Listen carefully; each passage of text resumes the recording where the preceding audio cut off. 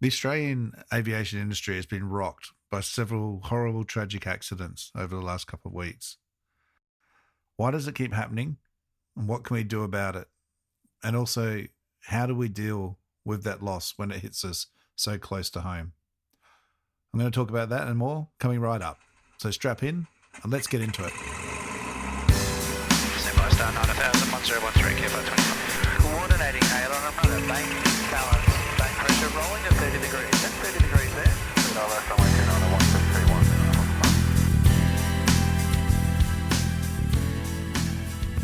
G'day everyone and welcome to episode 62 of Flight Training Australia, the podcast all about flight training and flying in Australia and beyond. I'm your host, Trent Robinson. Thank you for joining me. Happy New Year. It is 2023, if you can even believe it. So Happy New Year to you all. I truly hope you all had a very Merry Christmas and a wonderful time with family and friends. I did intend to get an episode out on Boxing Day, and look, I apologise, but for those up here in the Territory or aware, you would have realised that there was a terrible tragic accident up here, which I'll talk about in a minute, and I honestly was just devastated and just didn't have it in me to do anything. So that's what happened last week, and just getting a bit busy with New Year's and working and things going on at home. I've had to delay till today, but I'm back and back into the regular routine of coming out every Monday. So yeah, look, a terrible tragic accident up here in the Territory. Young pilot, reasonably new to the Territory, lost his life on Christmas Eve, and the wreck wasn't found until Christmas Day later in the afternoon. It really goes to show and highlight the remoteness of the area up here. There's just nothing for miles and miles, and was only a few miles off track, but took some time until the wreck was finally located, and sadly he and the passenger lost their lives in that accident. So it was a terrible day, rocked a lot of us up here, only to then know that there was another accident just a few days earlier in Perth, and then another one in New South Wales. And I'm like, what is going on?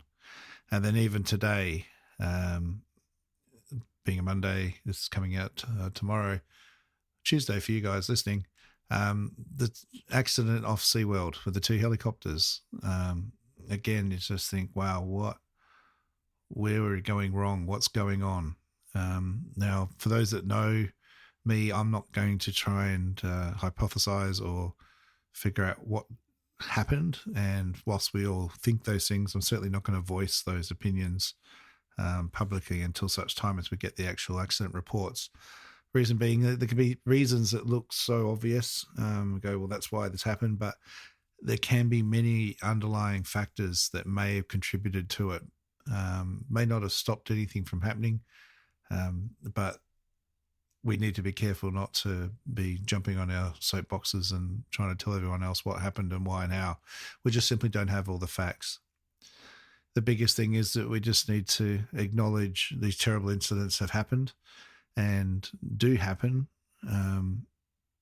Be mindful of our colleagues and friends and family that have been affected by these accidents, and do our darndest to ensure that they don't happen again. So it really was a terrible Christmas period with some tragic loss of life. But they do affect so many. The first responders, the first ones on the scene, and then of course the family of the deceased, but also the work colleagues and those that work close in industry, either in a similar area. It doesn't really matter who we all work for. We're all family, we're all colleagues, and we're all here to do the same thing, and that is just share our passion of aviation together and build our careers and experience and do some amazing things along the way, hopefully, and reach whatever milestone or pinnacle that is in our career path. And none of us, as I often will say, I just want to do everything I can to try and ensure everyone goes home at the end of the day and the loss of life for someone pursuing that career is just a horrible thing. So it is really important that we talk about these things, both from a training and preventative point of view. But when an incident like this happens, so close to home, for those who work directly with him, again, my deepest condolences to family and friends. I know what it's like, and it is just a horrible thing to go through. And it brings the reality of what we do sometimes to the forefront, I think, and makes us really think about what it is that we're doing and the potential dangers. Aviation is incredibly safe. We're very, very fortunate to live in an industry that is well regulated, and everyone does their bit, both from the regulation point of view, the maintenance, and the adherence to the rules and procedures that are put in there to keep us safe. It's so important that we recognize that these things can still hit us, especially when we're least expecting it. Christmas time, the worst of all. It doesn't make the loss of life any lesser or greater, but certainly when we're all meant to be celebrating and having great time with family and friends, it's just a tragic thing to happen.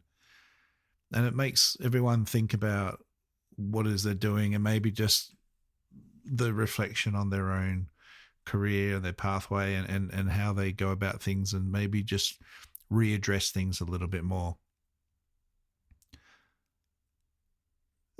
Training is such an important thing of what we do. I just think if there's anything these last few weeks have highlighted, it's that we can never rest when it comes to pushing the safety messages, maintaining or introducing training methodologies within our organisation. Other organisations can maybe look at these accidents once the actual causes are found, and address their own methods, processes, SOPs, training reviews, OPCs, all these things that are coming into play soon to help address that. But it's got to come from a strong safety-focused culture from within that organisation.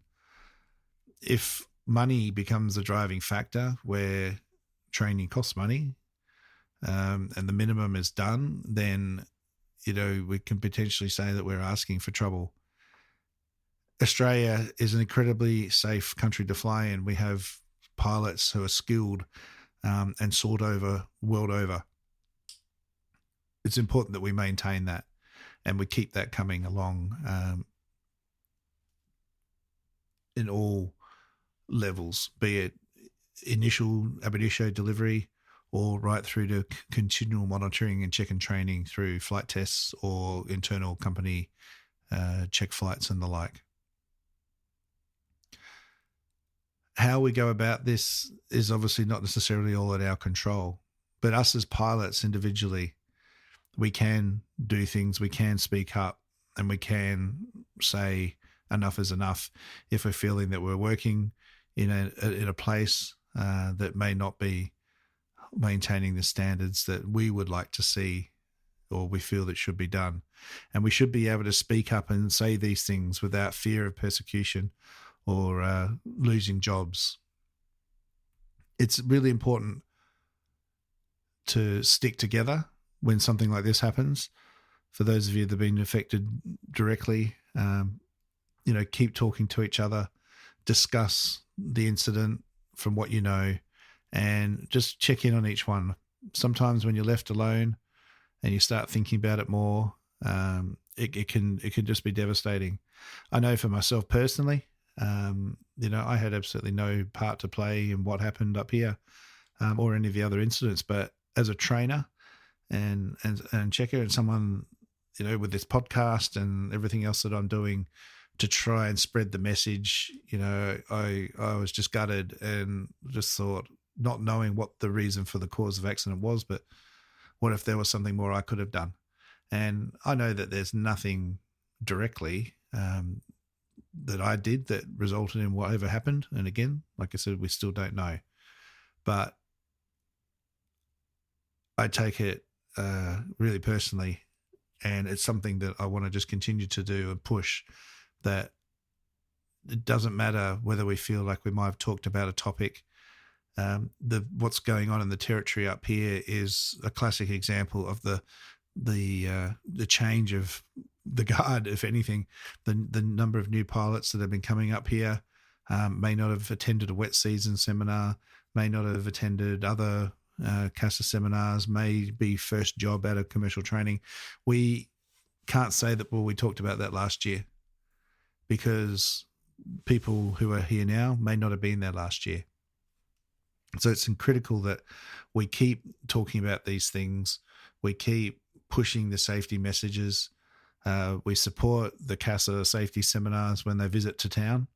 And if there's something that you want to talk about, let me know, email me, and I will be only too happy to talk about it. And if I need to get someone in who knows more about it than I do, then, or better suited to talk about it, then I'll do everything I can to get them in and cover the topics that you guys want to listen to on this podcast, because that's what it's for. It's here for you.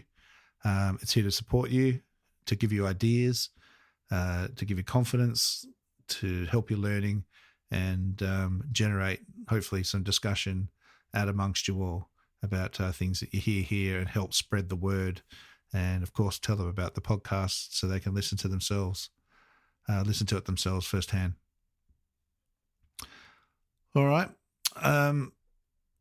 If anyone up here or anyone wants to touch base, if you are feeling a little bit lost or troubled by those things that have happened, feel free to reach out to me. I'm more than happy to talk to you.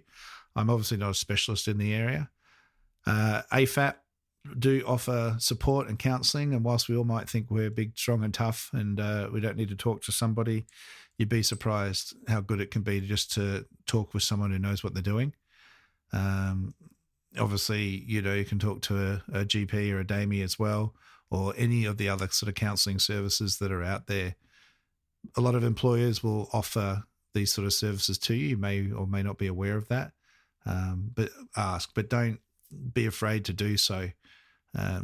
We're all in this together, and it's really, really important that we talk about these things so that doesn't become something that manifests and affects our judgment out in the field, and we become another statistic ourselves. Talking of experience and things, I just want to talk about the few things that have happened this last week to myself personally. And we've had a real strong monsoon coming through the top end at the moment. And you've heard the wet season seminar or the presentation that I did a little while ago of Harry Burns Fab from the Bureau of Met. And if you haven't heard that, I strongly encourage you to have a read, or listen rather, and have another listen, because we're really experiencing a strong monsoon season. Now, if you're not sure what a monsoon is, it's essentially your typical winter down south. Wind, rain, low cloud, stormy conditions, but it's still 25 to 30 degrees. That's pretty much the difference. But yeah, lots of squally conditions. At the moment, we've got ex-tropical cyclone Ellie that's come through the central area and across through to Broome, and that's just been maintaining as a strong tropical low and pulling down that weather from Indonesia area and Timor. And the rain has been constant, and flooding has occurred everywhere. Not quite as bad as the East Coast, but the typical sort of wet season wetlands are all silver and shiny and full of water now. Crocodiles are migrating everywhere, and there's not been a lot of flying going on. But there's a lot of pressure. People still want to go somewhere. Aircraft are still booked. And I've been really, really pleased to hear, after talking to a few of the pilots from local operators up here in Darwin, that a lot of the strong messages have been that not to push it. And if you're not happy, don't go. And I can't say any more than I'm just super stoked to hear that. It's just so important. VMC conditions can be right on the minimum VMC levels. And I've talked about this before of what 5,000 meters actually looks like. And it's really not a lot at all. All right. But when we're talking about 1,200-foot cloud and then flying over terrain that's rising up below us, it really doesn't leave a lot of gap and a lot of room for error. I was thinking about it today. I had to take my wife back to the Tiwi Islands, as I've been doing over this period. She's nearly finished this stint, and the weather's been blowing, and there's a bit of a window started to appear. So I was finishing training a student here at Darwin, and I called her up and said, "Yep, I'll be ready to grab you." Went home, picked her up, brought her out. We jumped in the Barren, and it was raining, and the weather radar was indicating that the conditions were going to improve, and this shower would basically be done by the time I'd done the run-ups and things would be good to go. Unfortunately, it wasn't the case. And what happened instead was, as the weather approached the coastline, it strengthened. The weather radar started going from green to yellow to orange to bits of red, strong squally conditions, strong winds and rain. The visibility was basically impenetrable, and it just wasn't going to meet takeoff minima and be suitable to go. So I sat up in the run-up bay for a little bit, got everything done, and I was just sitting there watching it.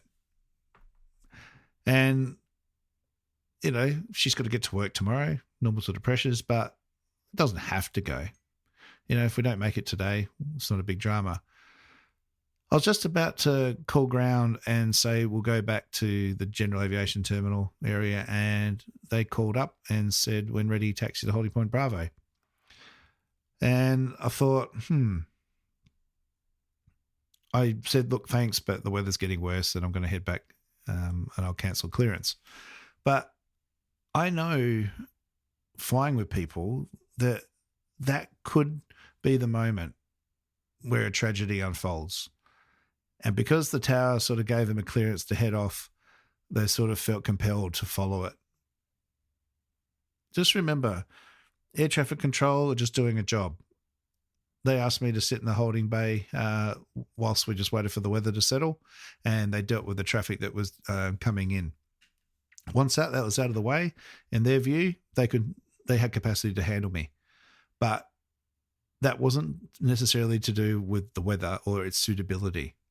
They don't know what equipment I've got on board the aircraft. I didn't have a radar on this particular one, and that was one of the limiting factors where other aircraft with radar could go because they could navigate the weather much easier. But what if a less experienced pilot kind of succumbed to that and then taxied off and then potentially felt then compelled, well, I'm here now, I kind of have to go and take off? And I know pilots have felt that because I've had those very similar responses on training flights. So the message I just want to say is, like we taxied back and we talked about it, and she's a pilot too. And we got to the point where I said, it's funny, like it almost feels like a failure because I haven't got you to where you need to go. But in fact, it's actually a success because we're both here, fit and healthy and alive. Nothing's happened, and we'll just go later. And in the end, I did another training session on the ground and instrument flying, funnily enough. And then after that was finished, the weather started to clear. I called her up. We came and I got her there and back quite successfully. Still some weather around, but nothing nasty like before. And job done. So I just want you to really, think about that pilot command judgment as well. And think about, do I really need to go right now? And don't let air traffic control, not that they did anything wrong. In this instance, nothing wrong at all. But don't let them fly the plane. Remember, you're in control. You fly the aircraft. And if you're not happy, just request a taxi back. So what if they're giving you a clearance? Just say, sorry, can't comply with it. I'm going to head back, thanks. Or can I get this instead? Give them something that works. But don't be afraid to turn back. If the weather goes bad, it's just not worth it. Turn around, try again later on, or if that means cancelling the flight, or see maybe you've got an IFR option that's available within the organisation, then set that up instead. All right, guys. Look, hopefully that wasn't too much of a ramble. The biggest thing that I want to see is that we all get home safely every day.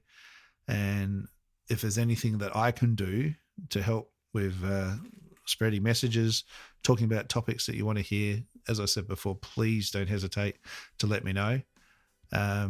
info@flighttrainingaustralia.com.au. You can send me an email there, contact me on Instagram, Facebook, and I will respond and sort something out as soon as practical for you all. Just like Eugenio did, I mentioned anyone who contacts me over the last month, go in the draw for a free Flight Training Australia hat and pen.